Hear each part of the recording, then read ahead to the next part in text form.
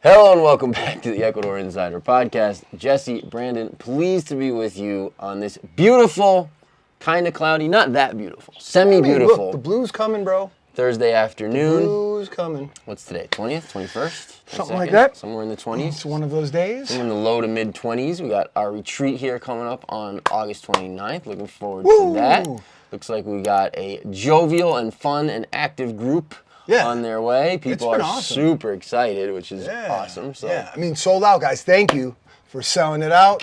It's awesome. The group is already super engaged, asking questions. We started a WhatsApp group a few weeks before the retreat, so people are getting to know each other, ask any burning questions they have to prepare. So yeah, it's been an entertaining, positive engagement so far. So that's been fun. And if you missed out this time, check out the link in the description, guys. We have dates for our next retreat in the winter. They are sometime in January. I want to say like the 29th. 24th. Ah, I was close. January 24th to February. Well, 24 plus a bunch of numbers, 9 perhaps, gets us to, let's see, 31 days in January? Second, something like that. We'll go around there. But the link's in the description below. If you're on the waiting list from the last time, we'll make sure that we reach out to you directly.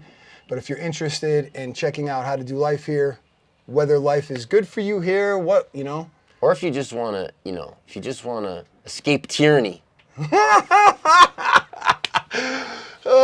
Yeah, perhaps, huh? Perhaps that might be a thing, huh? Or if you just want to, take a deep breath. That'd be nice. Give your nervous system a break. That's the beauty, I think, man. Or if, you want to go on an adventure? Just want to get a little healthier. Yeah. You want to go on a horseback ride to a waterfall? Yeah.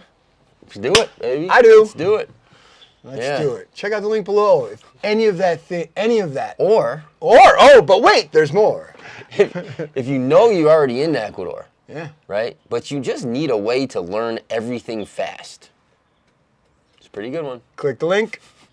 Yeah. Or if you want to hang out with this guy, I mean, perhaps the best sense of humor I've ever met in my entire life. Broadest, I don't deepest, appreciate the underhanded compliments. I only speak what I believe to be true. Okay. So thank you. Good. If you'd like to do that, click the link. If you're new to the channel and you're not subscribed, subscribe to the channel. We'd love it if you subscribe to the channel. If you've made it this far into the video, give us a thumbs up because it's downhill from here. You know what's been interesting, man? Talking to people. Any person I talk to, it doesn't matter where they're from or where they just visited. Yeah. They all say the same thing. You cannot believe how expensive everything's gotten in the last year and a half, or whatever it's been. I find that really interesting. Like, I've heard that just recently out of several countries in Europe, out of US, out of Canada, and some other places where they're just, people that I'm talking to individually, not as a group, are just saying the same thing. Yeah. Which tells me, that's really interesting. Like, inflation and rising prices, have gone global. Which makes complete sense if you understand the way all that stuff works. Yeah. But it clearly seems to have happened, and it's interesting too. I've seen Ecuador, prices have gone up here as well on a lot of stuff. It's just comparatively, it's as comically inexpensive now comparatively as it was to when I first got here comparatively. Right. That being said, my dollar taxi ride when I first got here is $1.50 now. Right. That's a big increase. That's a big increase. So yeah. I've been thinking about because I've been getting a lot of those data points, anecdotes from folks in the States, folks in Europe, folks in Canada that are echoing what you're sharing. And part of me thinks, because it's actually been happening for years, we're in both acute, noticeable ways that should be talking points that haven't been, and then in a slow trickle, slow boiling frog perspective type of way where maybe it shouldn't be, maybe the intention is to not have it be like in your face, but still happening. And then if you compare far enough back, like, holy cow, wow, just in 4 or 5 years, things are way more expensive, right? And what I think is different. So I think it's been happening for years. Obviously, it is for years and years. But I think in step change magnitude differences that should have been like, mate, we should have been getting these anecdotes, first after 2008, and then post COVID, there were huge increases in money supply. And that correlated directly with inflation and all kinds of different things. Yeah. But it wasn't the main talking point. I think that's the difference now, is that Trump in office in the United States sets the tone. So anything he does is either pro-inflation, negative inflation, to blame, whatever. So then all of a sudden that gets everybody, the whole sphere, whatever side of the false paradigm you're on, is getting charged up about inflation and debt and prices and this and that, because they want somebody to blame now, and they can blame it on somebody, and it's everywhere. It's on the news, it's on social media, it's on Facebook, it's on YouTube, it's on everywhere, man. So I think that's like the difference in between '08 and now. Yeah. Yeah, it's a great point. Yeah. The other thing I keep seeing, I keep getting, I should say, first-hand accounts of, is some of the tyranny stuff. People having trouble banking, people needing to go through registration processes that they didn't have before, just restrictions on their lives, restrictions on freedom, restrictions on their capacity to do things. That also seems to be, fairly universal. That I haven't seen here at all, which is interesting, right? I think like when you look at some of those agendas, they seem to definitely roll out in a different way in places where the top-down control has been properly, for lack of a better word, implemented for a long time, and that have sort of the direct correlation to, the groups that are in power that are interested in that agenda, right? So if you look at, the Crown colonies, if you look at, countries where more developed, quote unquote, right? You see a lot more of that sort of authoritarian agenda happening. And I've been getting some firsthand accounts that are kind of like a little bit wild, like a little in the Orwellian kind of stuff. And I just wanted to say on that, look, a lot of us that live here, myself included, were looking for more freedom when we moved here, right? I mean, I think that's fair to say that, at least in Vilcabamba, probably most of the expat community, of the foreigners here, were one of the things on their list was increased freedom. Yeah. So I think that's great. I'm a proponent of freedom in all ways. I think that anyone should, and ultimate freedom is self-authority also. I mean, I think that's really important to not miss when you're talking about freedom. If you're a slave to your habits, or a slave to your ways of thinking, or a slave to your reactions, or a slave to any exterior input is going to get output in you of X, Y, or Z, then you can't have freedom. Doesn't matter, right? Legally free. It doesn't matter, right, exactly. And so, with that caveat, external freedom also, I think is important, and is something that, a lot of humans are and should be interested in. All of that being said, I really do think even in these places that are much more controlled and more tyrannical in many ways, I still think you can do the things you want to do and live the life you want to live in those places. It may be harder. It may actually be harder. And so, for me and for like people who think like me, a place that has just probably 97%, I don't think that's an exaggeration, probably 97% less rules, regulations, and authority in general over stuff, right? I mean, just let's just take an example, right? Okay. What's the process here for, building a house, right? Well, okay, depends where you are.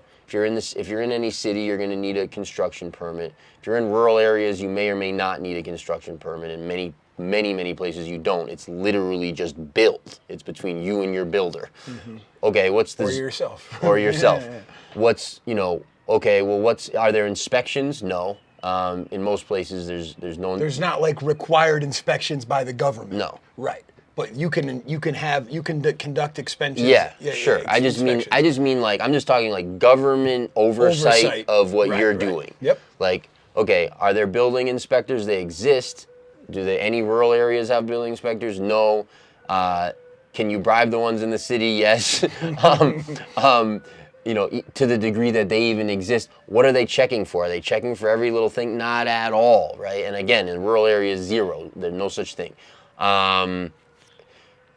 You know, as an example, right? Driving a car, there's no legal requirement to have insurance. Right. You know, there's no, right. So this is just true. This is just examples, right? If you think about the U.S. and zoning and code and environmental permits and this permitting and that permitting, I mean, the people out in California and Malibu, you know, they're still not permitted after the fires. Like they're not even close to being permitted to what? Rebuild their houses? Yeah, to rebuild their houses. Yeah, no, absolutely, because California has all these environmental standards and these permitting and these processes that you have to do, and so so they have to go through several departments just to get to the point of a construction permit. Meanwhile, like a lot of those things expire, and I mean, you know, it's a nightmare. Like way over a year ago, right? Yeah, no, those houses, those are all vacant lots still, all of them. Yeah. I mean, anyways, we could go on and on about the tyranny, but forgetting that, I'm just trying to draw a comparison, right? And that's true of every walk of life here. Like you just don't have government oversight and bureaucracy. You have plenty of bureaucracy here, but you just don't have government oversight and bureaucracy and inspectors and permissions and licenses and at every level of life. You have much more freedom. Right, and let's talk a little bit about why. Like, why is that? Like, why does it play out that way? Partly because, you know, Ecuador's on the U.S. dollar, but they can't print it like the U.S. government can, right? So because they can't print it, they actually run their government still not exactly like a for-profit business, but much more in line with a for-profit business. So they don't do a lot of the things that don't generate revenue directly. So they have to pay for the resource, for those inspectors, for those office people, for those permitting folks, for all that stuff. Well, if it doesn't generate significant revenue, then they don't put the resource into it, right? So because they're on more of a fixed budget to make things work. So in a lot of ways, those things just aren't funded because there's no revenue generation, right? So, you know, I think that's part of why some of that stuff doesn't exist is because there's, you know, Ecuador doesn't have the money 100%. to prioritize paying somebody. They actually have to pay the bills. Because they actually have to pay the bills. Right. And there's a little bit of, so that's one thing I think. And then the other thing is I think so many of these, and it's this case in other places, governments as well, where things aren't connected. There's such a disconnect between government, you know, top down and offices and departments here, where things are so, I don't know, disorganized, disjointed, you know, like not fluid, not flow state, but unorganized as well. Yeah. Like not, you know, there's a lot of that at play. So things are, because of that, you don't have a lot of that stuff that's impeding you to do the things you want to do. And then the things that are like tacitly there on the books or things you have to do to get done are much easier to navigate if you have the right relationships, if you know the right people, if you have the right network to be able to, you know, traverse that labyrinth. Yeah, and I don't think you can discount, I agree with all that completely. I don't think you can discount either the cultural aspect either. It's just culturally that's not a value. Like that's not an attribute that's valued, right? People here aren't like, you know, law and order and we just need the proper grass length in our yard, and then we're gonna all be happy. You know, people wouldn't stand for that. Like people wouldn't be interested in a society or in a way of life that has that degree of regimented. You know, is that regimented, I should say, or is that regulated? So, you know, it's a live and let live culture. It's a anything goes kind of people. It's a, you know, it's like a people are very used to just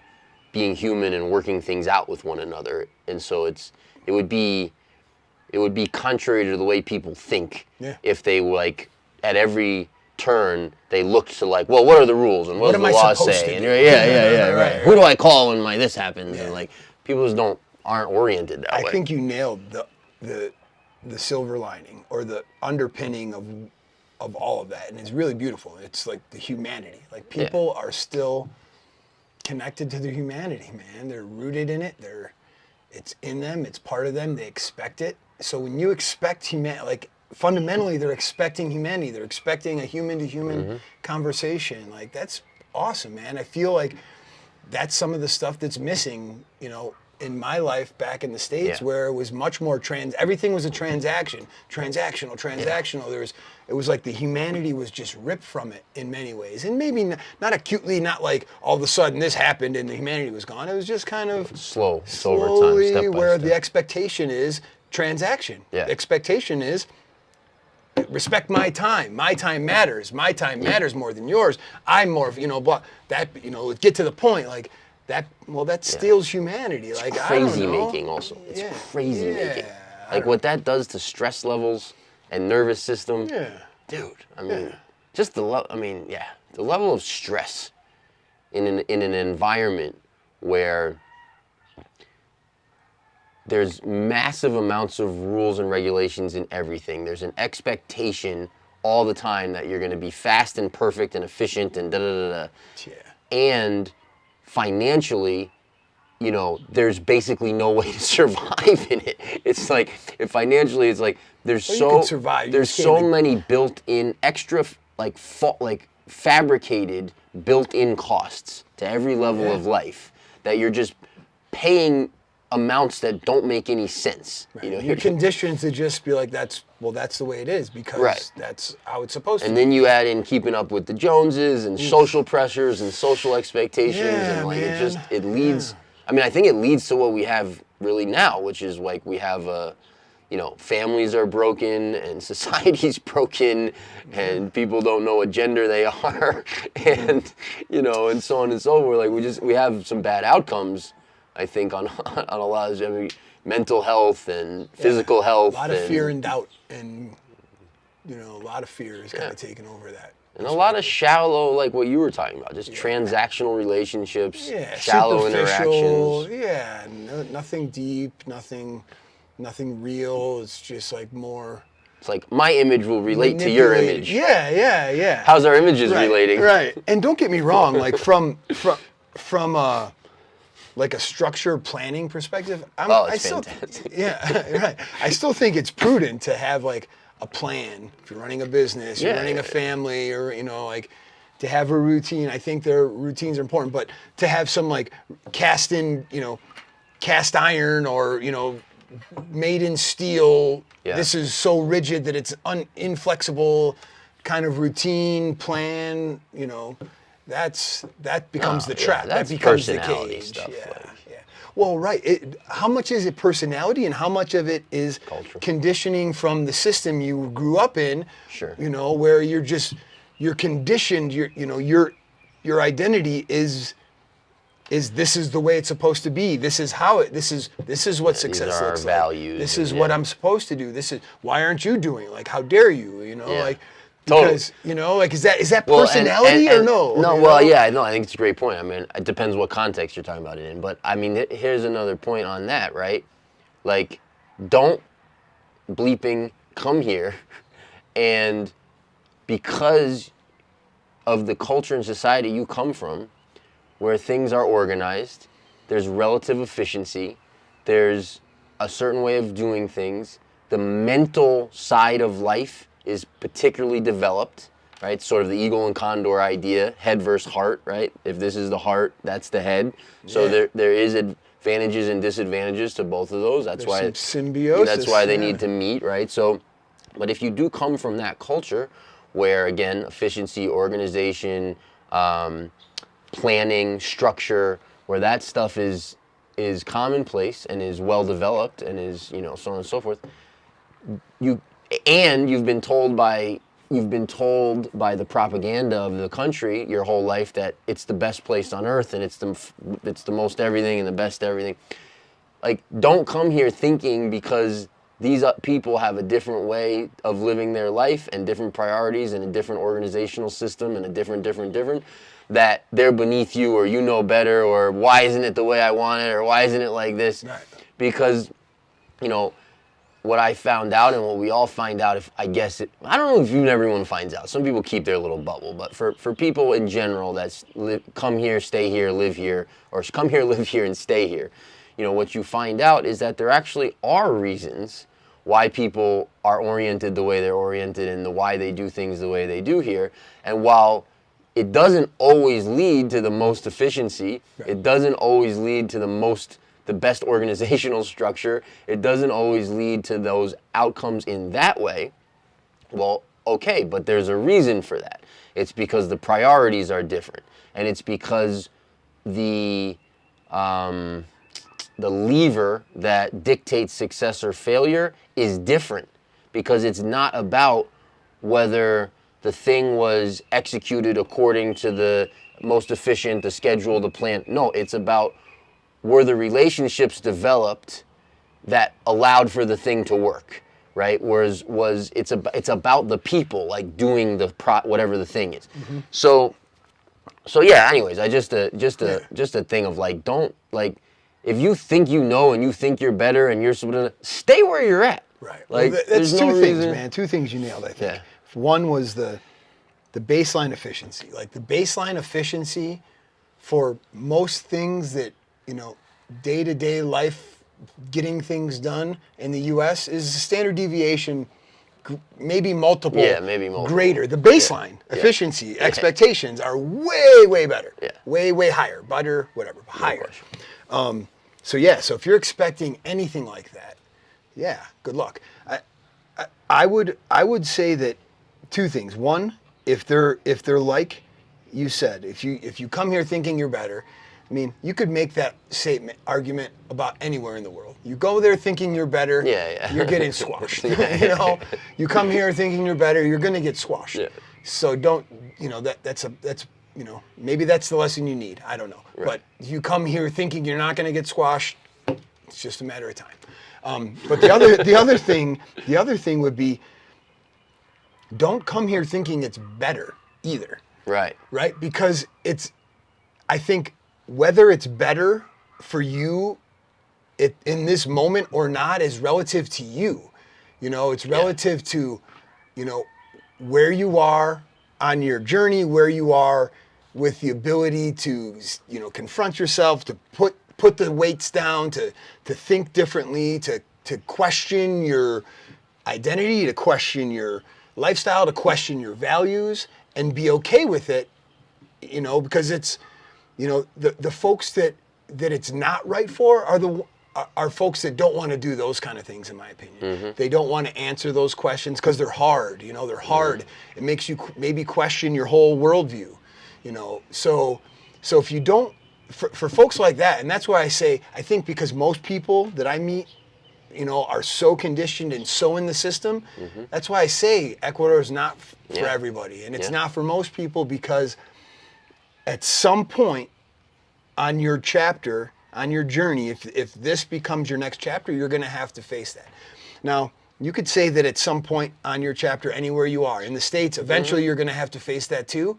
Oftentimes, you see that doesn't happen until the final hospice stages of life. And you see that in countless books and countless stories and countless interviews of hospice workers talking about people, about, you know, their regrets in life, you know. And it was always, dude, I'm getting goosebumps now. It was always the same concept. It was, I don't regret the things I did. Like, I regret the things I didn't do, right? So it's not, so for folks, wow, I'm getting lots of goosebumps. So the folks that are back there questioning, like, should I go there? Should I go there?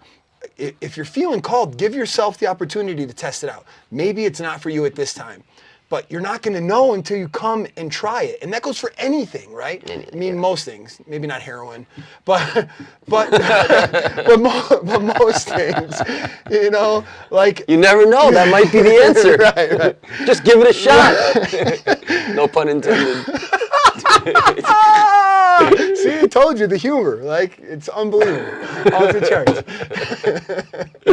but you know what I mean? Like, you know, that's the thing. So, yeah, I don't know, man. If you're feeling called, give it a shot and see what happens. No, I mean, with an open mind. That's you know, well, fear is just the destroyer of life. It's just the destroyer of life. I've really been confronting that recently in myself. Like, where are the parts of my psyche, the parts in me that I have fear that then I act on and stops me from doing what I want to do in my life? Yeah. And it's like that, it's not resources, it's not other things that stop us from doing what we are, you know, living our dreams and doing things. It's just fear. It's literally just fear. Yeah. Because when you overcome the fear, and it's not necessarily that like fear ever goes away 1,000%, but it's just when you overcome it, like when you move forward anyway, or you do the thing you're afraid of, even though you're afraid, right? But and then the fear lessens, and you know, blah blah. But yeah, it's when you don't have the fear, or you move forward and you're doing the thing, the pathway opens up. It's not the other stuff. It's not like, oh, the resources aren't there, or this isn't there, I don't have the right people, or I don't have the right this, or I don't have the time, or it's not any of that. It's actually that you're just afraid. And if you just do it in faith, but you just like do it, then all those pathways start to open and form and allow for, you know, 100%. Yeah, and that's just it's just fear, like all these. Dude, you're right. Fear is the destroyer of worlds. Yeah. Fear is the destroyer, and really, you know, in many ways, faith and fear have the same definition. It's like you're believing in a story, or you're believing in something that doesn't, you know, that you can't see. It's not tangible. Right? It's not tangible, right? So how do you overcome fear? You nailed it, with faith, right? Where does faith come? Where does confidence in faith come? That comes from hope, right? So hope may be the only thing stronger than fear in this reality, in my opinion. That may be the only thing. And for me, that's what a place like this, where you see the community and the people and the culture and the humanity, it restores my faith in it. It gives me hope, right? So it allows me to overcome some of that fear, man. Face everything and rise. That's it. Like, I think it's conducive for that. All right, I want to get 100%. I want to give some advice, all right, if you're coming here and you're thinking about this, or you're coming, if you're thinking about it, it doesn't matter. But if you're, well, maybe it matters, but if you're coming here, you know, in whatever capacity, you don't know everything. Remember that, like, moment to moment, day to day, like pause before you judge. Be humble. I mean, that's really the summary, you know, exactly. Be humble, but like to a fault, like that extra, because you truly don't know. And something can look like one thing on the surface until you realize the why. Why do people go about this way? Why is this happening the way it's happening? But when you judge, you cut it off, you cut the process off. So that's one thing. Another thing is just slow down dramatically. Like, just slow down everything dramatically. Like your way of thinking, your way of moving, how, you know, just slow everything. And look, I'm very fast paced in many ways. Like I have that sort of personality. I like to move fast. I believe in momentum. I believe in speed in certain things, right? I really truly believe, like in business, I very much believe in speed. But in terms of how you relate to processes and how you relate to people and how you relate to your life, slow down. Yeah. Like, just slow down.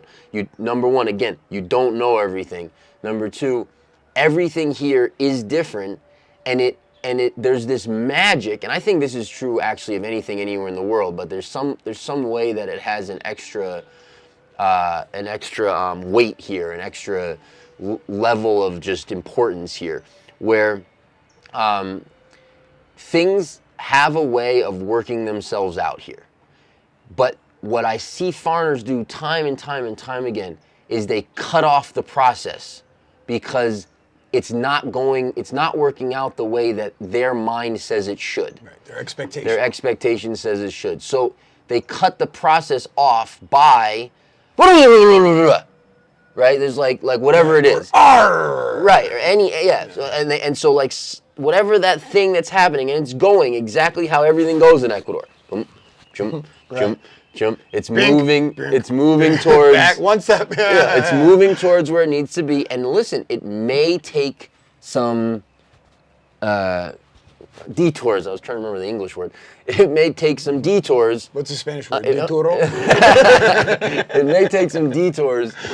You nailed it. It may take some detours. It may take some detours along the way, right? So you'd call the guy, and the way he answers already puts you like, that doesn't make sense. Well, why? He didn't use his pronouns. Why? Because that's the communication style based on the value system. Right. So they don't. I've been here so long, I've adjusted, and it's gotten a little bit harder for me to talk to people who have the very U.S. mentality that I grew up with and had when I got here, and probably kept for a number of years even. But I don't have it anymore. And so I'm much more like open-ended in my thinking, and I'm much more like flexible in my thinking. I don't need as much data as I did before to like make decisions and see how, because what I've learned over time is that, and it goes back to what we were talking about before, because there's so much less rules and regulations, because there's so much more space in anything, any walk of life, in anything you're doing, and because success or failure comes down to relationships and how you manage that aspect of whatever you're doing, because of those things, there's a certain obsolescence to data, to like a priori data. It's like you don't need, first of all, you can't get it. Right, I was saying, does it even exist? You can't get the data you want ahead of time. Like, how does this work? I want to know from start of process to end of process, how do all of these things work? Well, here's how it works. We're going to go and we're going to talk to the people, and they're going to give us answers. And based on those answers, we're going to make decisions and move towards the next step. Right, it's much more tactical. Yeah, like that's how it works. Like, and it's going to change along the way. Right. And when we talk to this person, they're going to have an answer. And when we go and we get to the next person, there's going to be a different pathway that opens up. And that's how it works. So if you block that process from happening because you get upset, or you pull the plug too prematurely, or you just drive people crazy because your mind just wants to know everything, and asking questions, and you keep update. You will cut off the process. It'll fail. It'll fail. But it wasn't because of Ecuador, and it wasn't because of the people here. It was because of you. Right. No, it's so true, man. Yeah. It's so true. Yeah. Yeah. That's the lesson. Like, the lesson within that lesson is that if you actually give yourself enough time here, that's the answer to what a lot of people actually need to help them along the self-discovery. Because if you're going to have time here in a lot of ways waiting to do something, like waiting for something. So you have more time because things are less efficient. So how are you going to use that free time that just freed up because this process that takes 20 minutes takes 3 days, Well, you can use that time to be frustrated and angry and sending 1,000 emails and do all that and get wound up and stay exactly where you are, just geographically different place. Or you can take that time. Say that one more time. Stay exactly where you are, just a geographically different place. Right. That's yes. Yeah. Or you can take that time to look inside yourself, or think about your dreams, think about your values, think about, how you, I don't know, develop, self-development, how you, yeah. Yeah. Right. You can use that time to do that. Yeah. Or you can use that time to not do that and just like breathe, or listen to music, or listen to, I heard there's this awesome podcast. It's called the Ecuador Insiders Podcast. It's on Apple, iTunes, okay. I heard it's really awesome. It's probably not my thing. It's a 6. Yeah, 6 out of 80. But I heard that podcast is available there. So if you're interested in stuff like that, check out the link. There may or may not be links in the description below to those podcasts. But you can use that time to learn something new, to chill out, to read a book, to, sit in peace and quiet, to go hike, go, I don't know. There's so many different things. Or you can do exactly what you're doing now and be angry and frustrated and wound up and bitter and blah, blah, blah, blah, blah. So is life. And the outcomes doing that, because people do that in the States all the time, right? But the outcomes here doing that will be in orders of magnitude worse than the outcomes in the States doing that, because culturally in the States that's acceptable. Yeah. You're allowed to stress and get frustrated and be demanding and check, and like you're allowed to do all that stuff back home to a degree. Well, you'll still piss people off a little bit, but like to a degree it's culturally acceptable, and it's not here. So I almost get this sense that it's like there's like some type of like social value or hierarchy awarded to people that are showing how stressed they are, but look how much I can handle it. Yeah, totally, totally. I don't know. I'm not 100%. Okay, but I get that sense. I'm like, wait a second. Yeah. Like you're about to lose it. You're about to lose your mind here. Why are you proud of how stressed you are? It's similar to that phenomenon of like, people who, which we've all probably felt, been in this trap at times. It's like people who show progress, trick themselves into feeling progress based on how busy they are. Yeah, exactly. It's like similar to that phenomenon. Yeah, totally. Yeah, very similar. Right. Because you've done a lot of things, right? Right. I'm so busy. I think I actually did that here for the first couple of years. You where ran I just, in place for 8 hours. I worked myself to death. I haven't got to town yet.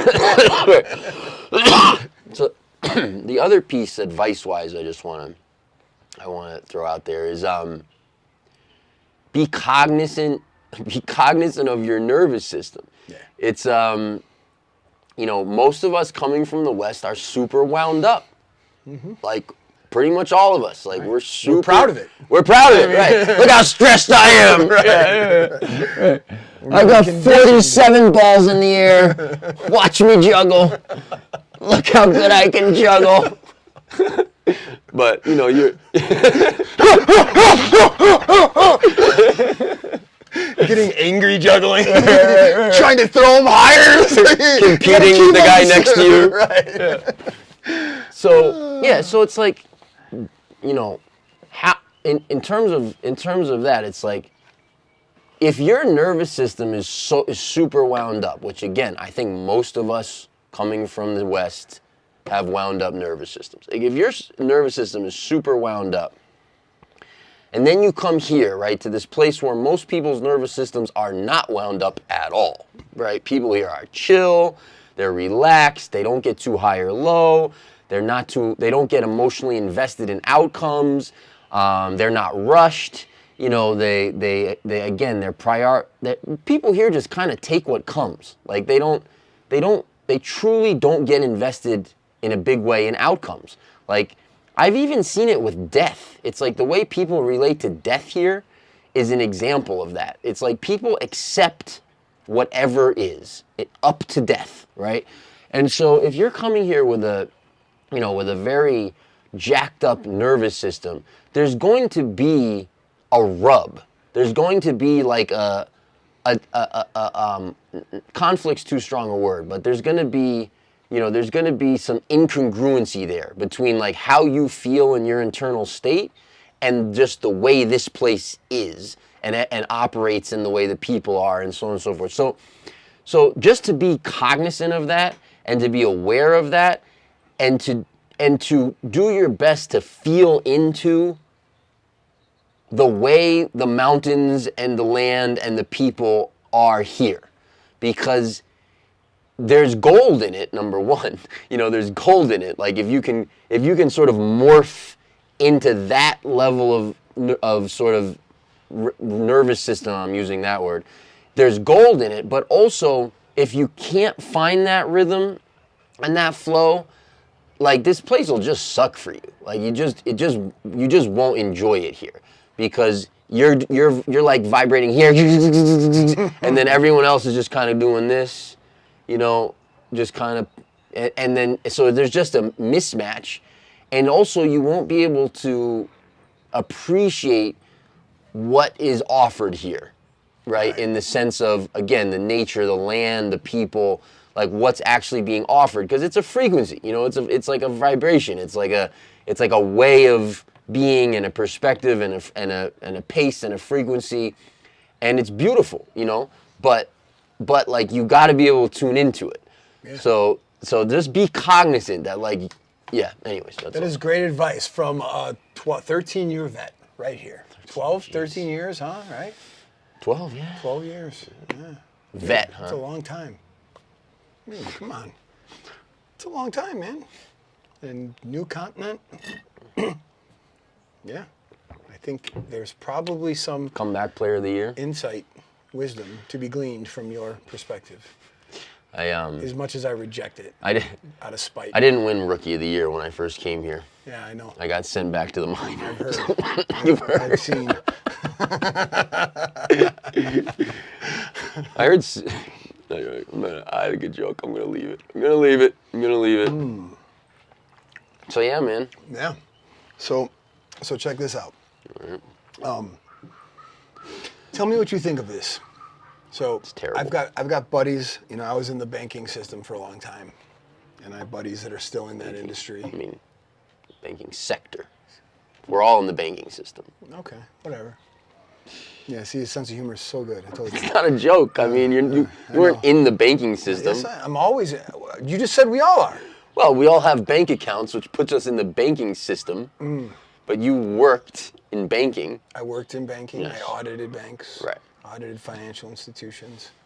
But thank you for fine-tuning my vernacular. I'm here for you, man. Thank you. I've always been here for you, well, Brandon. Some would say that's not true. Who? I'm not telling you. Who would say that? It's my secret friends. Okay. Let me get to the point. You tell me of this. So my friends, my contacts say there's no subprime crisis happening in the States right now. That's not like a risk at this point. I don't know. I haven't dove into the details, but I did find this interesting. Yeah. You tell me if you think there's something wrong here or not, based on your understanding, because you know this stuff almost as well as I do. Maybe better. All right. So, new home costs in the U.S. right now are the average, median, whatever. I don't even know which. It doesn't matter. It doesn't matter. $33,000 less than existing homes. New home average or median is 33% less than existing homes. Okay. So this gap. So this is the first time in history.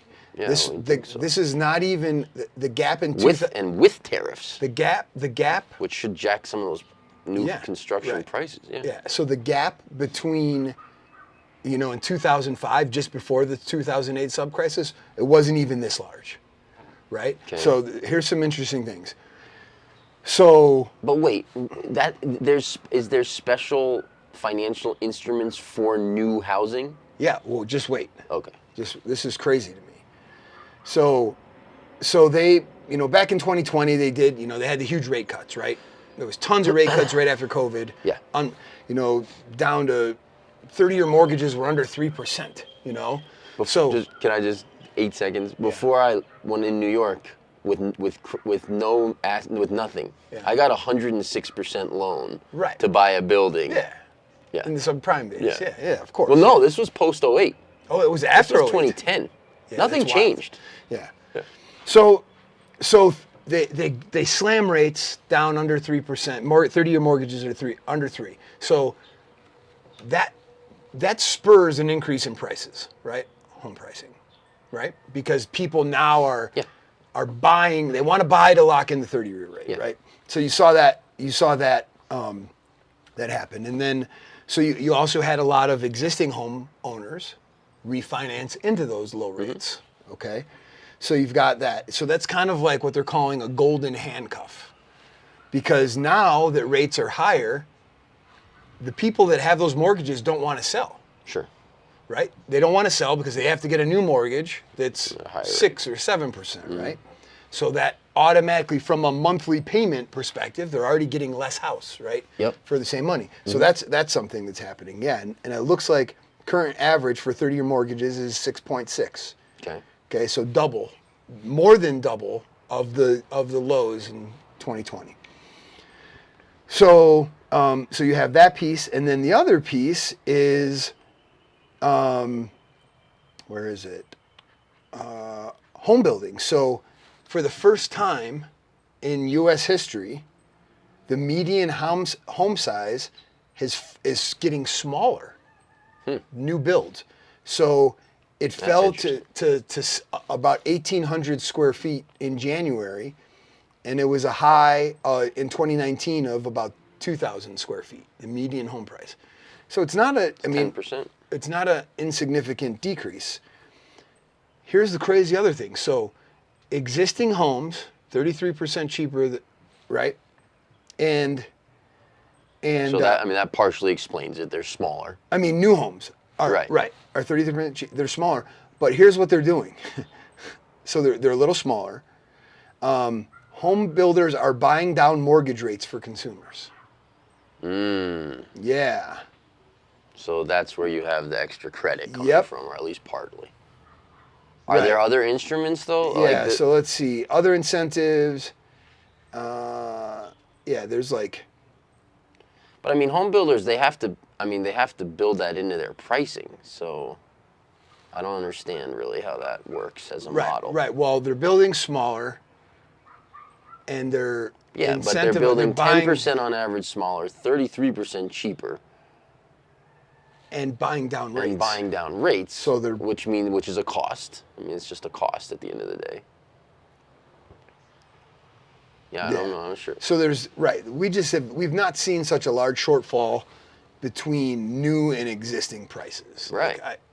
It's surprising. Yeah. So I don't know what is happening. Let's see if delinquency rates. Yeah. So subprime auto loan delinquency rates jumped a bit.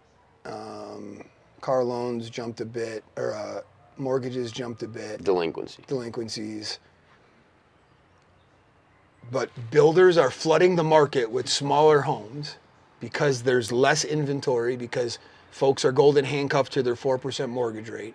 So they're not selling their existing homes. Builders are flooding it with smaller homes, incentives to buy down the rates, to sell more. Like, it just seems like that kind of stuff is like not organic demand generation, right? So there's unintended consequences to that.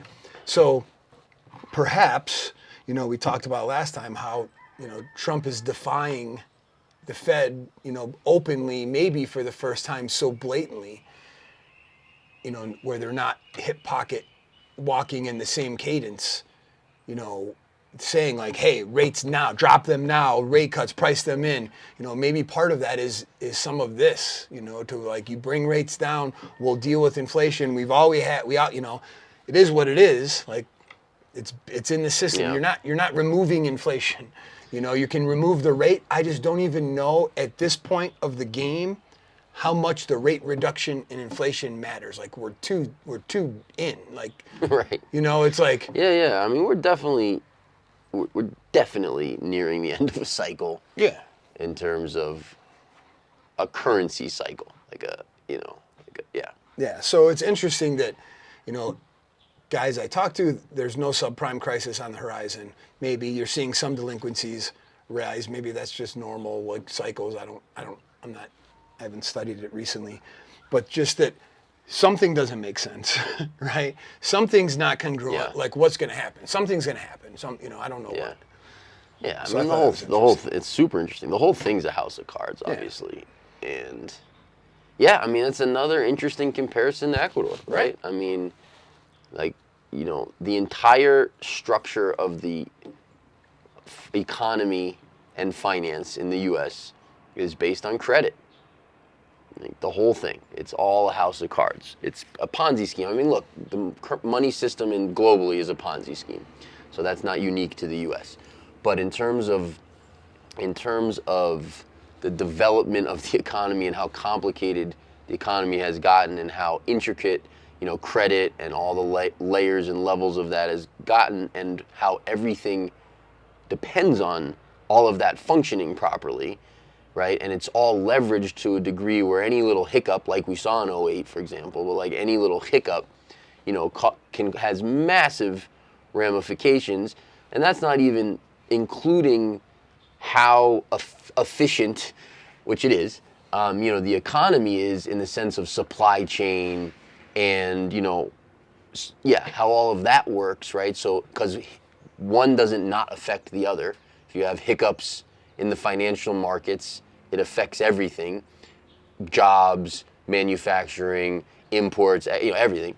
So, yeah, I mean, it's all it's very precarious. The system is very precarious, and when you compare that to a place like Ecuador, where the supply chain is I'm gonna get off my porch now and go grab a few bananas. It's I'm gonna ride my donkey up to my cows and milk them. Or how about just the other day we saw, we're driving through and the donkeys. Oh, with the ladies from Nomad, we're driving and the donkeys just got the sugar cane on his back.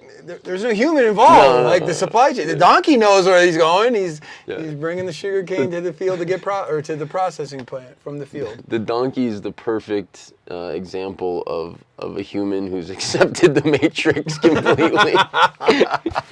Yeah. But yeah, so I don't know. It's an interesting juxtaposition, man. Because you have a place here where credit plays not a big role in the economy at all.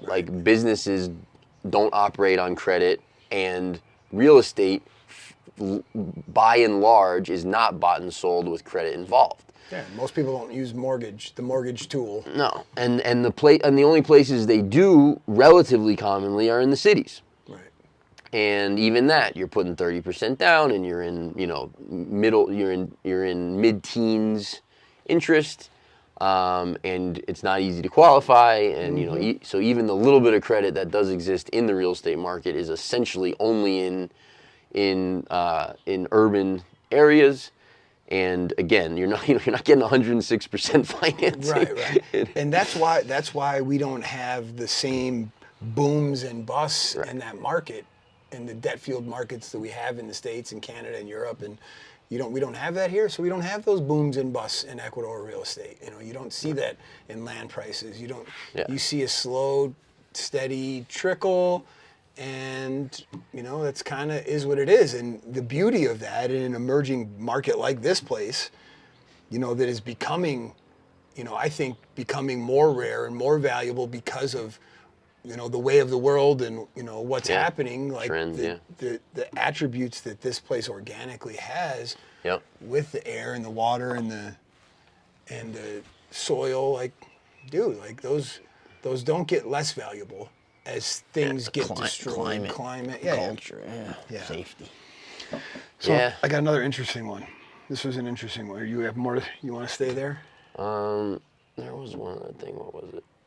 Oh, yeah. So to add on to that point on the booms and busts. So, I'm having this conversation yesterday, actually, with a client, and they're like, this property is so amazing. I've seen it on the market for 3 years, Right. Why is it still on the market? So I had to give a 2-minute, crash course on the market dynamics. And I think people in, again, developed, quote unquote, markets, but just places that credit, there's easy money, right? Places that there's, very robust access to credit at all walks of life and all walks of the economy. They don't understand that, or many people probably haven't connected the dots, that, the reason you can put a house on the market in New York City and you have 5 offers 3 days later, or you run an open house and, there's a bazillion, right, all that. The reason that the market is the way it is because everyone has access to credit. Right. Period. End of story. If all of those buyers had to be cash, what would that do to prices? Right. back home, number one, and what would it do to velocity? Well, it would crush both of them. Mm-hmm.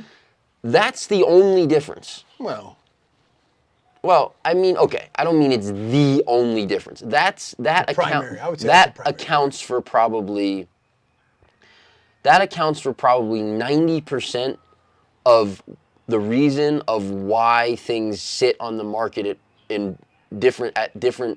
for different amounts of time in different places. Sure.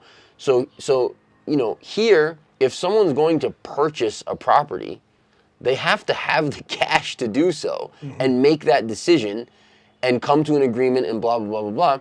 There are other factors, which I won't take the time right now to get into, but there are other factors. But I just think, yeah, people just, it's such a different market. The downside of that, I think maybe we talked about this last week, but the downside of that is, you're not flipping houses. Right. There's not quick wins to be made in the real estate market, like when you're in a hot market back home. You can flip a house every 6 months. Or every 3, weeks. I mean, you can, when the really hot market, when the markets really get hot, you can literally buy, sell, buy, sell, buy, sell. Yeah. There's none of that. You're not buying. I don't even know of any, I was in Loja doing business there in real estate for many years. Like, I don't literally know of a single person in Loja, a 200,000 person city. Like, I knew all these guys. Like, I don't know of a single person in Loja whose business it is to buy like houses in need of renovation, renovate them, and sell them. Like, I don't think that business exists in Loja. So it has its downsides. Money velocity is way slower. Sales are way slower. If we're talking about real estate, it's much less liquid asset, than what we're used to in markets that there's more velocity. The upside is that, you don't get the busts, and you're not reliant on something, in this case credit, that could go away. Like if or change, right. Yeah. If credit, if there was an issue globally in the credit markets, right? I personally believe, this is a personal belief, that would cause enough chaos and turmoil around the world that land prices here would increase. That's my belief. I agree. I could be wrong, but that is what I believe. I think so too. We're in this sort of like contrarian place where when things are going... The birds agree with you. The birds agree. When things are going really good around the world, people don't have as much interest in... When the matrix is functioning beautifully, we don't have as much interest here. It instills complacency. Yeah. When things go wrong, like they did in 2020, for example, we boom here. Yeah. We boom here. Right. So boom is relative. Boom's relative, yeah. So anyways, I just wanted to make that point. Yeah, no, it's well said. Well said. So, this is another interesting thing that I saw yesterday. You know who David Collum is? David Coleman? No, I've heard that. I heard him, but no. Okay, so let me caveat. I am of the belief that I don't have to agree with every single word somebody says to be able to appreciate some of the things they say. So for example, I can agree with some things that Trump says and some things he says I completely disagree with. I can find insight from something Jordan Peterson may say and disagree with something else. I can find insight from something Hitler says, and that doesn't mean that I have to agree with everything that he says, nor do I. But the point is, I don't shoot the messenger. I can, I'm okay with seeking insight from quotes, from messages, and adding putting my own value or not on it without having to apply it to the person that said it to dictate whether it has value or not. Does that make sense? Yes. All right. So that said, I don't even know this guy, David Collum. Okay, I don't know him. I got sent a clip from a friend because he was on Tucker Carlson. And same with Tucker Carlson. There's some things that Tucker says that are awesome. Some things that Tucker says that I don't agree with. Some opinions, some whatever. That doesn't mean like I'm not going to listen to him because I disagree with this one thing he says, right? And And just because I don't like that stupid look he has on his face sometimes doesn't mean I don't think he's a smart guy, right? Whatever. So this guy, David Collum, I got sent a clip from a friend and said, hey, this guy's interesting, whatever. So I listened to it. I didn't know who he was. So I looked him up. So he's the Betty R. Miller Professor of Chemistry at Cornell University with a PhD from Columbia University, who is renowned for his research on organometallic chemistry. I don't know what that is, but it sounds like that could be like graphene oxide. I don't know. Dude, that's hilarious. The thought that went through my head was like chemtrails. or chemtrails, yeah, or both. Well, I mean, they're related enough. And his provocative commentary on political economics and markets. Smart guy, obviously, right? So I'm listening to this clip, and I looked him up before I watched the clip because sometimes I get stuff, I'm like, do I even want to listen to this? Mm-hmm. So I looked it up, I see who he is, I'm like, oh, I thought he's going to talk about that stuff. I'm like, all right. I like clicking through just to kind of see, before I even watch, I haven't watched the whole thing yet, but I'm just clicking through and I get to a part and they're talking about Anthony Weiner's laptop. Yep. You saw that? No. Oh, so it's interesting. So I didn't see his laptop either. So but I heard that most of the police that saw it are dead or something like that? Yeah, there was a bunch of them. Yeah. There's a bunch of them that committed suicide, apparently. That's the story that I've heard as well. But yeah, he talks about this, right? So he's claiming, David Collum, in this interview that just came out a couple days ago, is claiming that the laptop was rigged with kill switches and contained material so horrific that 9 police officers viewed it and kept leaving the room, were unable to handle what they saw, and not all 9 of those officers are now dead. Yeah. And that yeah. He's saying that if the contents of Anthony Weiner's laptop were ever exposed, it would collapse the entire U.S. government. Yeah. I don't know. That's pretty like. I hold that same view for the Epstein files. Yeah. No, I agree with the Epstein files for sure. And maybe, the only reason I think, because who's Anthony Weiner? New York congressman. Right, I know, but in the scheme of things, who is? He's a nobody, he's a guy, he's a politician, whatever. The reason he's a guy, the reason why he may have things like this on his laptop is because he was either married to or in a long-term relationship with Huma Abedin. Oh, right. Who is Hillary Clinton's, sex slave. What do they call it? Assistant or something. No, yeah, but there's a name for it. Didn't you watch the Kevin Spacey show on Netflix? What's the name? Whatever. First Deputy. I have some dirty jokes that I'm going to keep to myself. Oh, wow. See, it's funny. You went to dirty jokes, and somehow my mind went to the theme song from Charles in Charge, and I don't know why. What's that? What is you don't know Charles? It's probably a little before your time. Yeah, I mean, I know. Charles I know in Charm the show, with but Scott I can't Baio. think of. Scott Baio was. No, I can't think of the theme song. Charles in charge of our rights and our wrongs. I want Charles in charge of me. Something like that. I don't know. Right, but that show's a wild one, right? He was a 20-something-year-old single dude that was a au pair, or something. Yeah. I don't know. I don't know why that song came into my head. And 90s TV is nostalgic, man. 90s TV is great. Yeah. Yeah. You know what has a hint of 90s TV style? That's a show. It's probably 10 years old now, but it's called Good Luck Charlie. It's a Disney series about this family. It's that style of stuff. It's really good. It's really good. You know what show I got into for a while that I liked? The Ranch. I've watched some of that. Yeah. It's pretty raunchy. The Ranch is quite raunchy. It was good. I thought it was good. No, I do. But then I'm don't judge my word. I can use the descriptor raunchy. Doesn't have to be bad. I was watching the show, and then at some point, one of the main characters died. The brother of the football guy died. Oh, no kidding. Died in the show. And like the show stopped making any sense. It was just like Wait, it was just like they were the main character? No, the brother.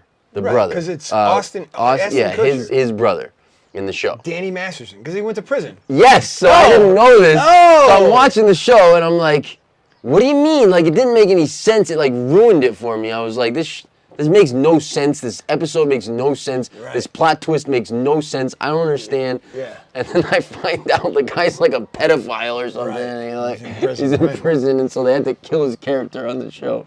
I didn't watch any more after that. Yeah, I watched a few episodes of that. It's not something I can watch with the kids around or. Yeah. I don't even remember No. the content in that way. So wait. So Anthony. Yeah. Right. No, so it's who's just this guy interesting. anyway? He's a scientist. He's a scientist, but he's got political opinions like everybody in the world, these days. Tucker's doing some interesting stuff. Right, man. but the fact that that was kind of my point, that they're saying that on Tucker with that kind of audience. Like, the stuff that they were like, their dead bodies were showing up for back in the day is now like common knowledge. Yeah. But and I would argue that that's a very positive development. I would argue that what we're seeing is a complete shift and tide turn and evidence of consciousness being in a good place and blah, blah, blah, blah, blah. But you could also make the argument, and perhaps both are true, you could also make the argument that the ultimate goal or necessity, both, of the devil ruling is to rule openly, is to reveal all and have it accepted. Yeah. So, Yeah. That's actually one of the there's like a belief in Christianity that this is the little season after Christ's 1,000-year reign, and this is open devil, like the devil's been released from his 1,000 years in wherever, purgatory, wherever he was, and Yeah. that's a theme, that some people believe. Is it true? I don't know. It could be. It's not something I've looked into. It's not something I've actually looked into until recently, hearing about it, and I still haven't looked into a ton. But it's interesting. Like people believe that, right? Yeah. Some of it, and some of, just like you said, some of those things make sense, right? Just like some of the things Tucker Carlson say make sense. Some of the things Donald Trump says make sense. Some of the things Adolf Hitler says make sense. Some of the things Mao said make sense, right? That doesn't mean that everything they say makes sense. Some of the things I say make sense. Most of it doesn't. But some of them do, right? Yeah. I feel like we've gotten to this state in the world where now somebody misspeaks or says something you disagree with, and all of a sudden, now they're the devil. They've embodied the devil. Nothing else they can say. They can never redeem themselves. They're irredeemable. Everything they say is spitting fire and fuel and hate and blah, blah, blah, blah, blah. Even if the words literally out of their mouth is, I love you, you look beautiful today. Yeah. My gosh. Yeah, it doesn't matter.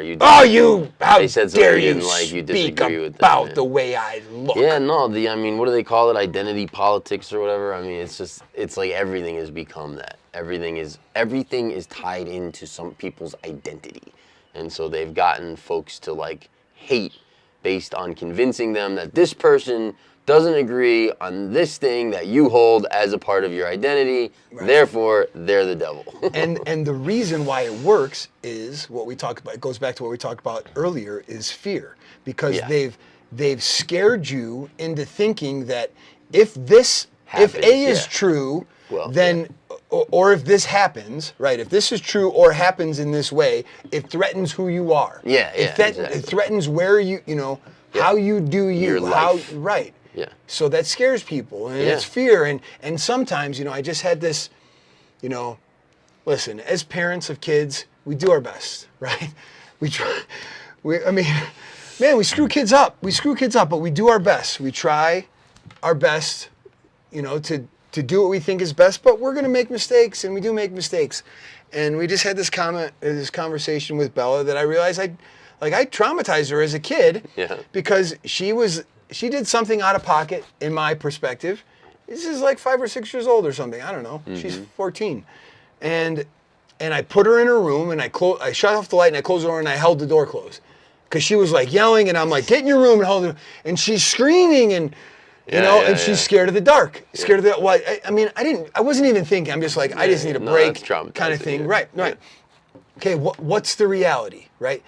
And we just talked about it because it came up about something we were joking about. We came up and I'm like, "What were you really?" And she's like, "It was so dark. I was so scared." And blah blah blah. 5 or 4. Right. Whatever, yeah. And the reality is, she was scared of the dark. Right. Well, I didn't pull the power. It was in her power to just flip on the light. Just turn the light switch on, right? I think all of us as humans, we get in so many of these situations where we get this feeling, this overwhelming, and we're so fear-based and so blah, blah, blah, when we actually have the ability and control and power to... Yeah, at any time, in any situation, anything that's taking place. Turn on the light, bro! Yeah, it's a great metaphor, and it's a great point as well. And if you've made it this far into the podcast, hopefully at some point in this rambling of nonsense that we helped you turn on the light, even for a second, maybe something, turn on the light. Yeah. If not, go back to horse therapy. Just burn the door down and kick Brandon's ass. Yeah, no, it's what that reminds me of, or makes me think about is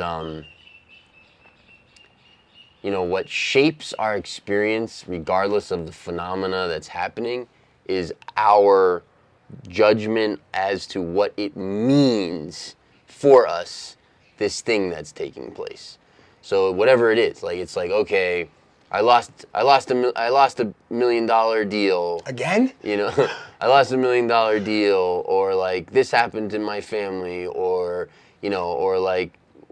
this thing, whatever, like my sports team, like it doesn't matter, like, right? Like whatever that thing is, the circumstance or situation that you're experiencing, that's just phenomena. Like that's just stuff that's happening.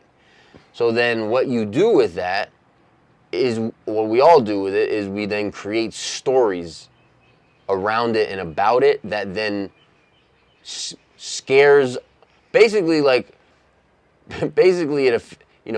it connects to traumas in our psyche that we then, it's like, well, this thing happened, so that means, or no, this thing happened, so that creates this whole path, and then that means I won't be loved, or like I won't be this, or I'll be poor, or I'll be like, whatever it is. It's like we create this whole story, but actually, it's phenomena is taking place.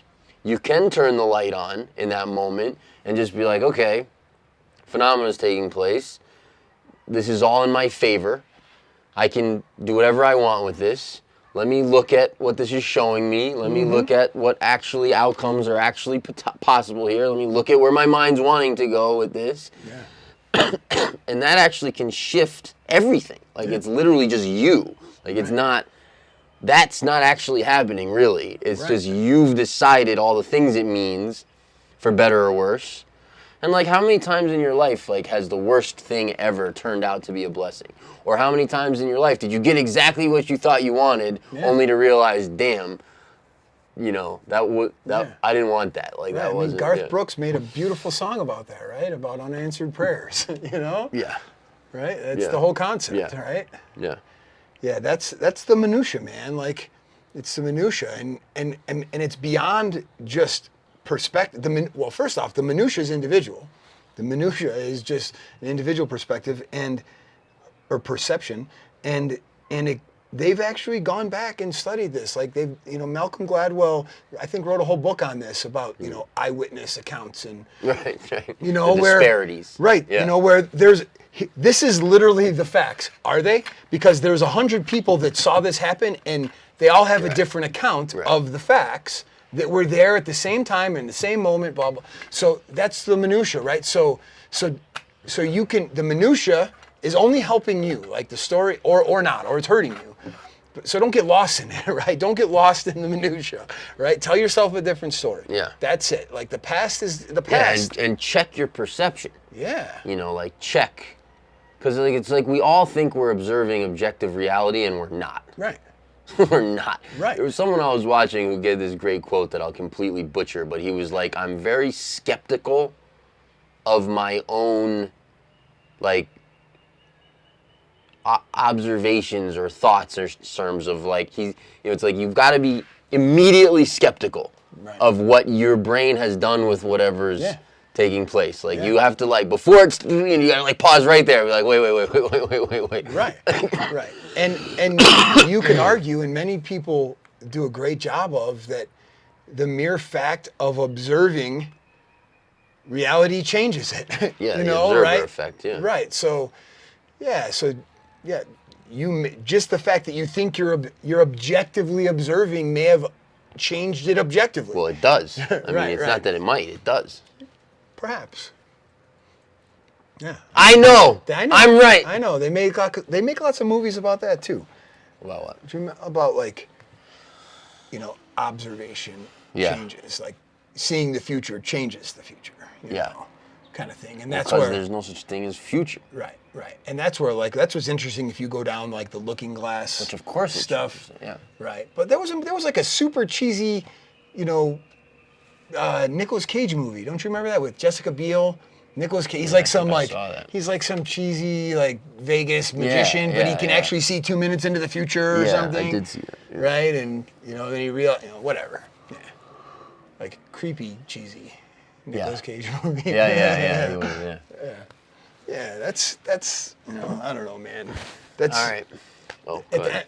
The last thing I'll say before we wrap is there is, regardless of how we categorize or identify certain people, institutions, objects, whatever, right? Do I believe there's some evil inside of Disney? Yes. Do we objectively, in my opinion, have a consensus of certain themes and things from even movies from years ago, like Peter Pan or Pinocchio and the Island of Misfit Toy? Like, there's certain things in some of these films, cartoons for children, that I'm like, whoa, I question the intent, or the purity of those ideas. But that doesn't mean I think everything with Disney is bad and evil, and that's the whole point. It doesn't have to be all. It doesn't have to be. And the reason I want to end with this is because Hakuna Matata. What a wonderful phrase. Hakuna Matata. You don't know this song? Yeah. Ain't Hakuna no Matata. for the rest of our days. It's a problem-free philosophy. Hakuna Matata. What movie was that? It's Lion King. Lion King. Yeah, it's the Pumbaa. All right, I got Timon. one. Yeah. Dude, that's a great song. It's a great movie. It's a great song. Yeah. Great characters. Yeah. I got a funny Lion King story. Okay. So look up real quick. What year did Lion King come out? What year did Lion King come out? And while you're looking up, I'm gonna guess it. I'm gonna say 95 or 4. 5. The cartoon. Lion 5? King 95. I'm gonna say. movie cartoon. No. Yeah, 94. 94. Okay. Damn, I was That's doing, good. I was doing all right then. No, not because I was doing all right then, because I was 12 years old then. So, all right, Lion King comes out in 90. I'm born in 82. Yeah. Lion King comes out in 94. I had a girlfriend. At 12? Yeah, apparently. Wow. Doing good. That's what I'm saying. Yeah, I was doing good. Okay. I had a girlfriend, Jessica Meyer. Jessica. Yep. I've actually had a couple. Jesse, I've actually had a couple of love interesting. interests in my life named Jessica. Jesse. Interesting. But I had a girlfriend, Jessica Meyer. Still love this girl. I still love every girl I've ever, I'm loving Brandon. You loved at 12? You believe that? I mean, I had all the feelings. I had all the feels, man. Okay. I don't know. Sure. Yeah, I Sure. still I feel know. like I love her now. Okay. Like, Where's she at? Boston area, I think. Boston. I don't know. It's been a little while. It's been 30 years. 30 years. But I literally have probably talked to her one time in the last 25, 30 years. This is like your first girlfriend? Like real girlfriend. First. Okay. Yeah. Sure. Yeah. So anyways, Real all right, 12 that got way girlfriend. too personal. All right. Anyways, So Lion King comes out. Yeah. Yeah. And it's in the theater. Oh. And I'm 12. Yeah. And I got a girlfriend. That's right. So we went and We're getting popcorn. We went and saw The Lion King, sat in the back row, made out for the whole movie. So I didn't actually see any of the movie. And then we went back and watched it again on our next date and did the same thing. So the first time I actually saw Lion King was probably like when it came out, on whatever, VHS. Right. But yes, VHS, I remember, the thrill of being a young man and making out with your girlfriend in the back of the movie theater. To Hakuna Matata. To Hakuna Matata. That was pretty thrilling at the time. Hey, man. So. That's why these one day are going to be the good old days, man, right? Yes.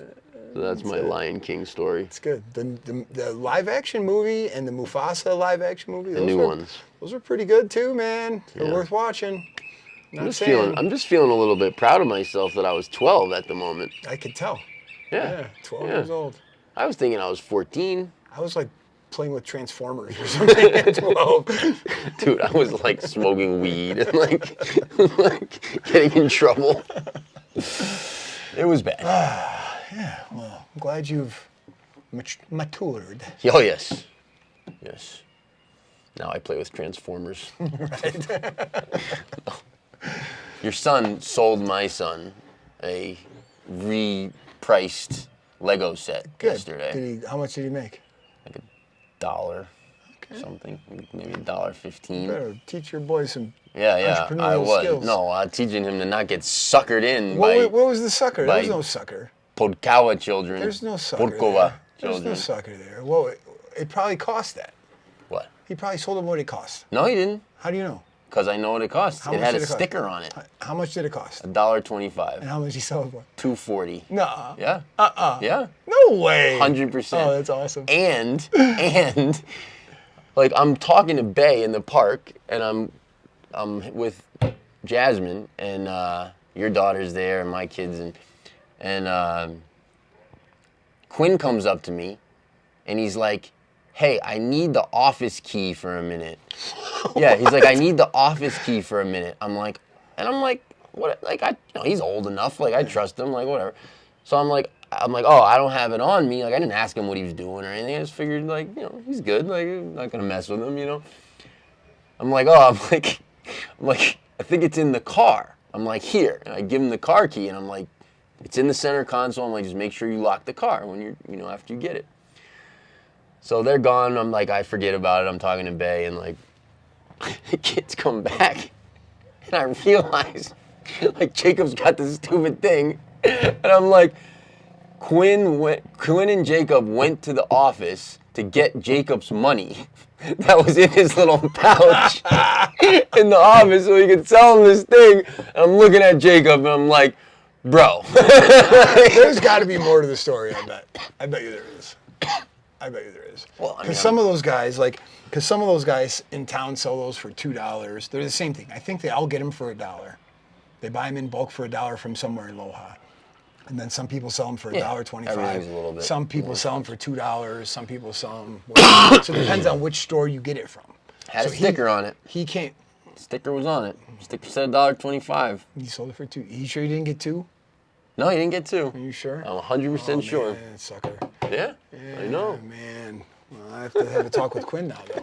Well, can't do that to your friends. You're right. You're out. Yeah. I don't know. I still feel like there's probably something more to the story. Mm-hmm. If there is, you'll let me know. I will definitely. It's funny. It was funny. All right, we did it. We did it. Well, guys, like the channel, like the video, subscribe to the channel, please. It makes us feel good. It pumps Jesse's ego. You would not believe the ego on this guy. It will pump it even further. So, do it, man. Do it. Put a comment down below. Let us know what you hated, what you despised about what we said, or just tell us. Let us know if you agree with Brandon. Did Hitler say good things that make sense? But clarify.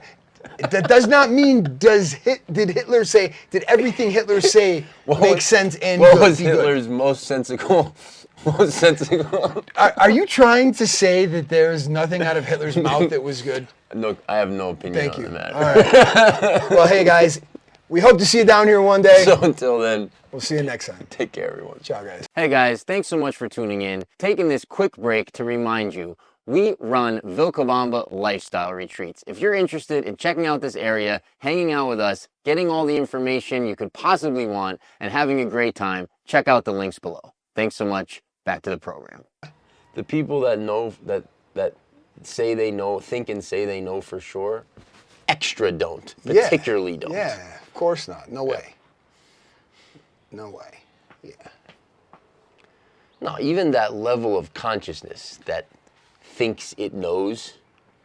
Well, that's kind of what I mean. Yeah. There's like a whole, like, I don't know if it's like subculture or if it's a niche or just like layer of consciousness. You know, they all kind of mean the same thing in a way, right? They think they know, right? Right, but right. And so I'm saying, like, the level of consciousness that thinks it knows is capped. Right. Like, there's just, you can only go to here if you are in that perspective. Yeah. From my perspective. I think for me, it's been freeing. It's been freeing to not have to know anymore, and to not want, and to know that I don't know. Yeah. And to not need to know. Not have an identity in and with knowing and being right. Yeah, dude, it's great. Yeah, there's a lot of traps in that. In the need to know and the need to be right. Yeah, because then...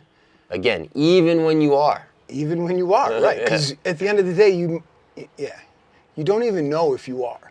Like, ultimately, I don't even know. Like I don't even know. Sense, right. I don't even know if it's binary like that. Yeah. Well, it isn't. It's layered. It's layered. It's all layered. Yeah. So that's like one of the biggest things for me that's allowed me to put the weights down. Yeah. I mean, I need to pick them back up because I'm getting flabby, but 2 years of self-sabotage in the books, it's about time I think I pick it back up again. But in the other sense, from a stress, I don't even know what the right word is, but it's definitely a stress perspective. Like thinking about it and just embodying that mindset, philosophy, way of being has been freeing, lightening. Yeah. I don't know. Because it's like, it's all about flow state, man. You know, it's all about flow state, and you can't be in flow state while also being caught up in the mind and judgment and right and wrong and is this should and beliefs and I know and like all that stuff. It just takes you out of flow state, and like anytime you get taken out of flow state, things go wrong. Right. Yeah, that's the anchor. That the weight is the anchor. Yeah. So that's the analogy. Like putting the weight down, you're letting go of the anchor, because if you're anchored like that, how do you flow, bro? How do you flow? You're anchored. You can't. Right. You know. Exactly. You flow, bro. Like a fish.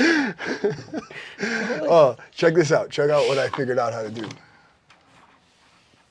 Like. So we've got all the stops.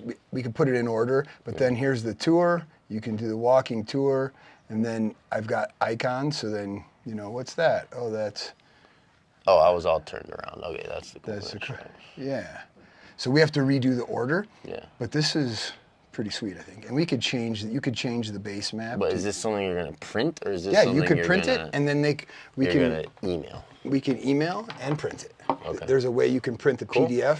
I mean, it's going to be like this area where there's so many with the office, and it's going to be like whatever. But you're going to be able to see. We have to revamp the route, I think. Okay. But awesome. I'm like, sweet, cool. Dude. Yeah, it's cool. Like, look, it's even got like, so you can go find this. You can go. How do I do this? Yeah. It'll tell you. Oh no, this is the edited one. This is the edit one. Here, this is what it would look like. So, lifestyle retreat.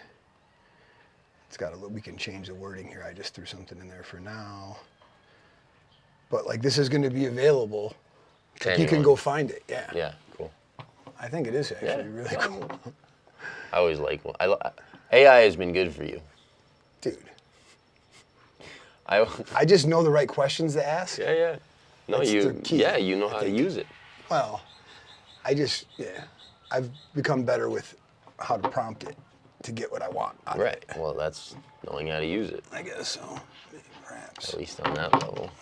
I like when you figure out this kind of stuff and then you're all proud of yourself. It's not proud. I'm like, dude, it's not about me. I'm like, it's cool. Like, I like it. I'm just saying. It's not. Why do you? It's not proud of myself. When you were showing me the store every day, which the store's objectively awesome. Yeah. No, but because it's cool. Because it's us. It's our stuff. Like, it's like taking it from like what it was to what it can be.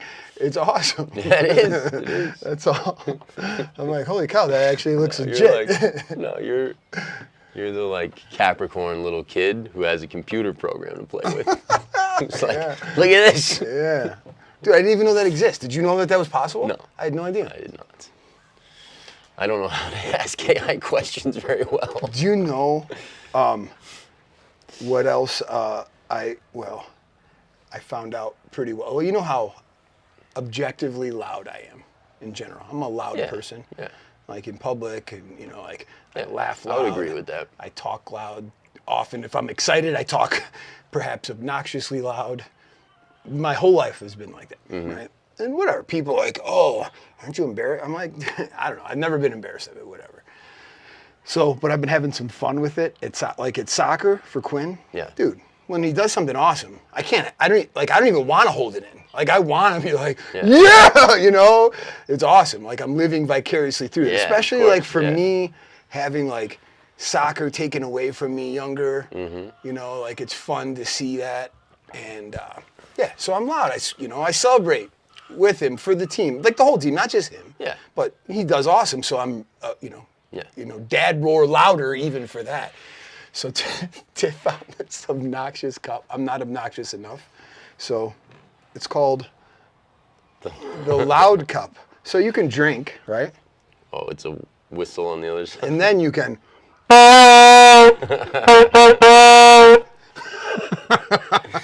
She found this and bought it for you? Mm-hmm. Oh, that's awesome. Or somebody did. I don't remember if her mom got it for us or she bought it. Or that's fantastic. Yeah. So this is your soccer game cup now? Yeah, I haven't been confident enough to actually to use that one. I mean, people use horns all the time. Yeah, I was gonna say, yeah, for sure. But it's just funny that it's called the loud cup, and the gringo It's awesome. Anyway, yeah, I thought that was fun. Yeah, it's great. So what else is going on, dude? Mets blew it again last night. Again, homie. they suck. And some of their guys that need to hit are hitting. Yeah. Vientos, Beatty. Is he hitting? Beatty? Oh, Beatty, yeah. Vientos and I thought Beatty. you said Vientos is hitting? Yeah. He had like two hits. last few games. Yeah. No, but he looks great right All now. right. Yeah. You're like crushing it to right center, which is what he needs to do. It's nice. Cubs have not been hitting as a team. Yeah. Besides, Matt Shaw and Dansby Swanson have been decent the last month or so. I mean, Matt Shaw has been awesome since the All-Star break, like a different player. But I don't know who that is. he's the rookie that they started at third base that had that funky stance with the you were inverted showing toe me, and the toe, yeah. and then he like changed his swing, and he's been a different player. Yeah. Defensively, offensively, spark plug. But the rest of the team's been in a funk. Then Kyle Tucker, Kyle Tucker? No, I don't. I literally follow the Mets. Yeah. Kyle Tucker's one of the best players in baseball, offensively, defensively, right fielder. He sprained his finger earlier in the year, and then he re-injured it, and he's got a hairline fracture. And he sat out the first 3 games. They've got 5 games. I mean, the Cubs went into the funk when the Brewers went into their epic all-time baseball. They swept us. Right. I mean, they went on an all-time baseball run, like not just relative to this year, like relative to like all time. And so they went into the funk as the Brewers went on their run, so they've lost a ton of ground. They were 6.5 games. Are they in wild card position? Yeah, they're there. They're close. But they had a 5-game series with the Brewers. The 5th game's today. Cubs took 3 out of 4. Oh, nice. Tucker sat the first 3. Is sitting the first 3 games. He's coming back today. He said he's going to try and play through the hairline fracture. So we'll see. But it's good. But the reason I even brought it up is that it was frustrating. So that they've been in a funk. Shaw and Swanson have been the only offensive consistencies really. And Shaw hits a homer to win the game, ended up being the winning run yesterday, and they're sitting him today. It's like, come on, what are you doing? Like, managers. You won 3 out of 4. You're in the. I mean the Mets lineup has frustrated me all year. When they started hitting was when they went closer, almost exactly to the lineup I wanted all year, and then they started hitting. It's not rocket science. No. Like, put the good guys in the lineup in a place that makes sense in the order. Yeah, I feel like fantasy baseball has taught me how to do that. I'm serious. Like, because you could see, like, all the data is there. Yeah. Even to like a sophisticated level on, pitch count, type of pitcher, what style of pitcher he is, pitch count, how good players are in certain counts with certain men. Like baseball is so nerdy that there's so much data. Yeah, the analytics it's easy to figure that out. Yeah, and you're taking away the field. No, you're not. You're just saying this is objectively, this guy sucks when he hits here when there's men on base. Yeah, but I think some of that too, like I think some of what the problem with managers is they overthink a lot of that stuff. It's like, okay, I have a good hitter who has power, who's good. Yeah. But he struggles against lefties and so I'm going to put in this defensive specialist who can't hit. Right. Today. Yeah. Because, like the numbers say one guy's good, the other guy isn't. Yeah. It's not. It's that simple. Yeah. Yeah. So I think they overanalyze it when it just, but they do it on the surface. It's just like, lefty righty. I'm going to put this, this is a righty. I'm going to put a lefty in. Well, wait a second. Right. And a lot of times the guys that suck against lefties just get benched against lefties for some reason. There's a guy. Some of that too is like data sample size, and also trends change. Yeah. Guys develop. Hot, they develop. They learn how to do things they couldn't do before. Yeah. Drives me crazy. Yeah. No, some of that stuff is. But that's where I think fantasy, actual nerd, and could help a baseball team if they actually. Well, I'm sure teams are doing a lot of that. They are doing a ton. Yeah. But I don't know, man. I mean, the Mets for half the season they were running out, a center fielder who can't hit, a catcher who can't hit. Yeah. And then doing these weird platoons where guys that like Starling Marte basically rode the bench for the first half or more of the season. The guy can hit. Yeah. All of a sudden they started playing him. Guess what? He's hitting. He can hit. They did the same thing with, who were they playing at one point? Well, they also played games with Beatty. Well, with all those guys. I mean, now Beatty's playing every day. Mauricio's not playing at all anymore. Right. Which I get it, we're late and it's like you got to play the hot hand, but like, dude, if you've got those level of prospects, you got to find a spot for them. Yeah. Whether it's pros or whether it's AAA.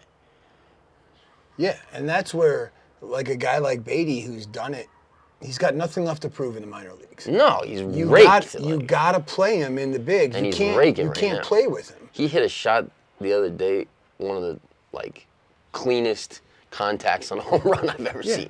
And it's freaking baseball. Literally the elite of the elite. The best players go into funks for 3 weeks or a 2 months. Right. He slumped for, right. He hit 2-0. I just heard this stat when I was watching. He hit 203 in July and 204 in August.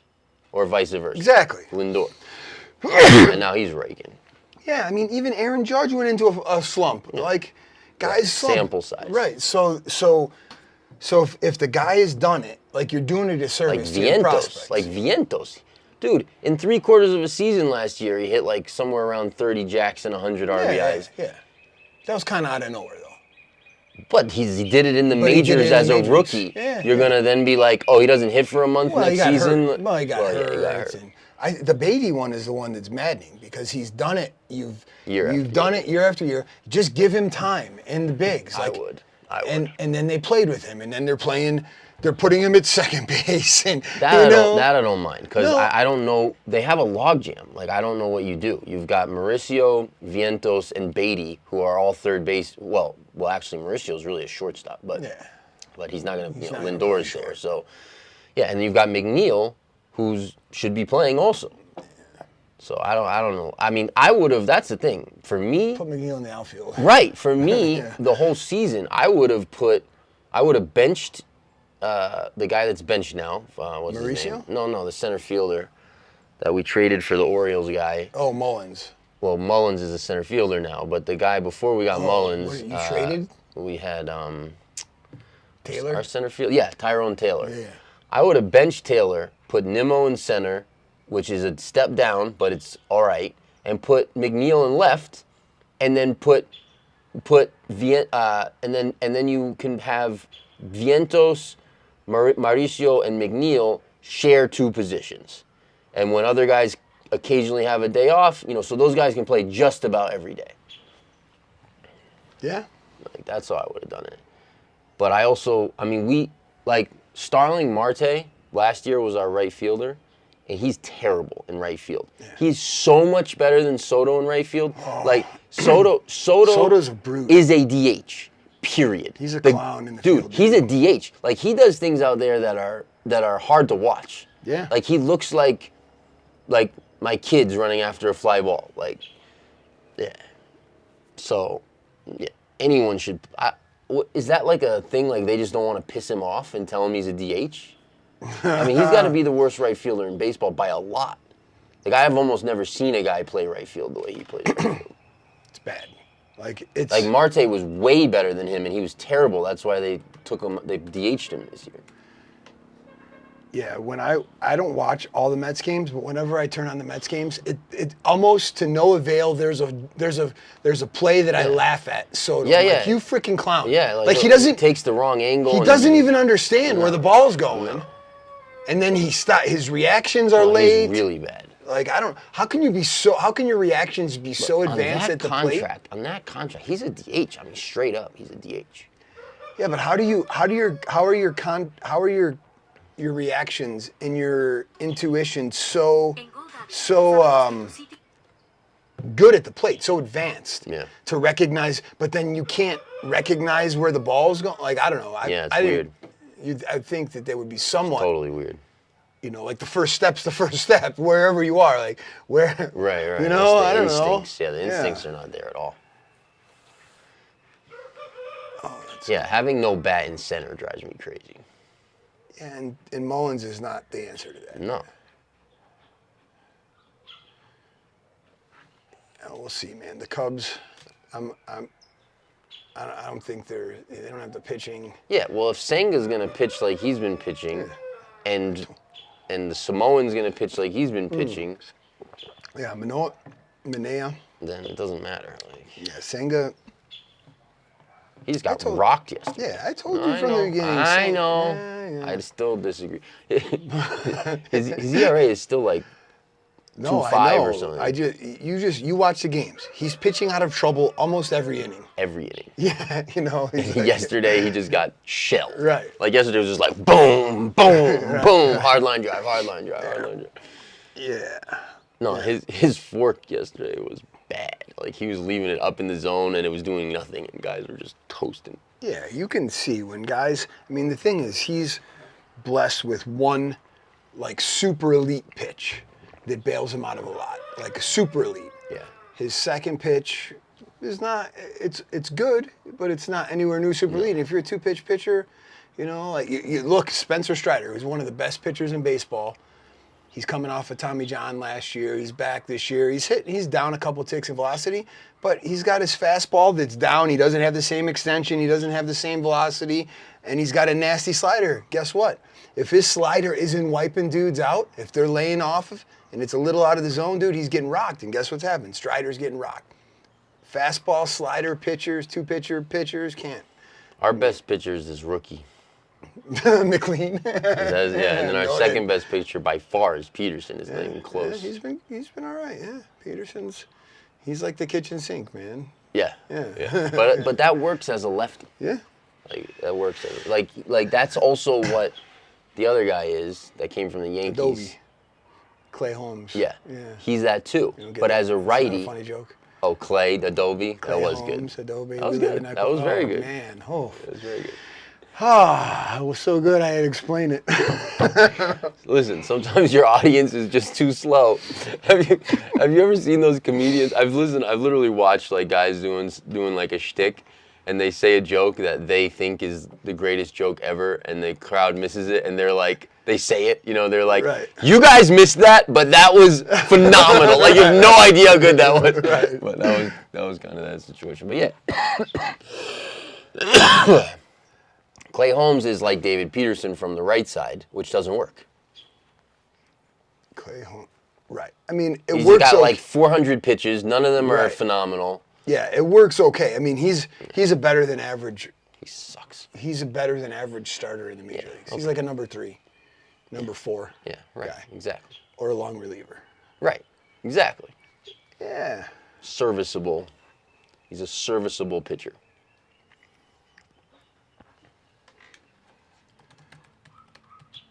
Yeah, I had a joke that I thought was hilarious.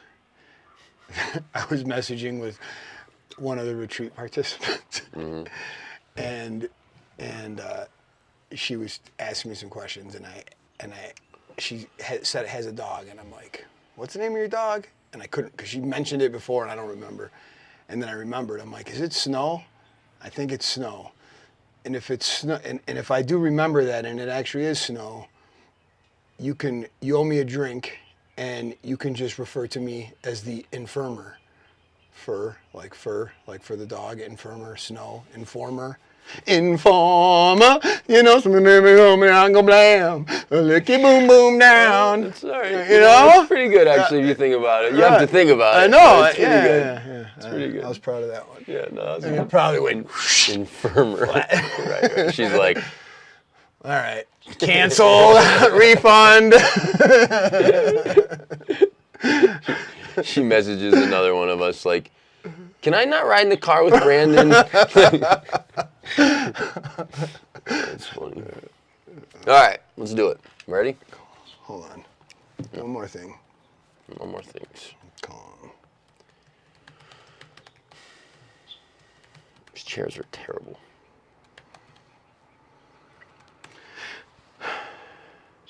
Yeah? Yeah. Look at all the cushions you have. I know, it's still terrible. There's other chairs in there. Is there? I don't know. All those high ones? Oh, are there not short ones down there? I thought there was some of the ones There's from... bar stools. We could sit on bar stools. No, they're too high. We could just like show our crotches. No? No? Okay. No. Nope. No, thank you. Okay. All right, I found what I was looking for.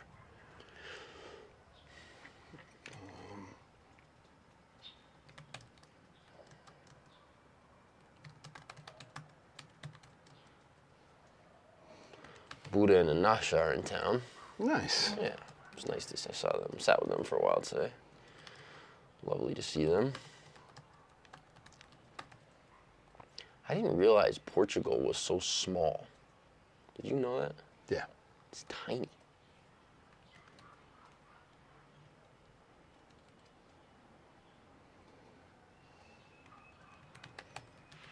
How long are they in for? Some months. Oh, really? Mm-hmm. Nice. Yeah. They're enjoying Portugal, huh? Yeah. I mean, particularly for business reasons, it works well for them. But they also like it. But they said they've loved being back as well.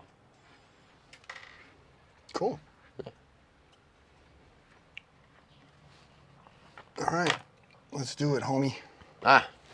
We were just looking stuff up. Could have looked stuff up while I babbled at the beginning. You can babble whenever you want to babble. No, I know, but... I wasn't stopping you. You did. You said, hold on. That's Oh. specifically stopping me. Sorry. I even gave you. Hold on for one more day. I even gave you the respect of actually holding on. I know. I'm wasn't surprised. gonna. I wasn't expecting it. I was like, holy cow. Hold on. Hello and welcome. I've got silence. It's not often. Didn't I talk too much? Nope. You can judge my words however you like. Take it how you want it, bitch. Eso, carajo. Hello and welcome back to the Ecuador Insider Podcast. Jesse, Brandon, pleased to be with you on this. Hey guys, we're here in Vilcabamba with the Abundant Living team. To learn more about our next retreat, click the link in the description down below. From our family to yours, welcome to Vilcabamba.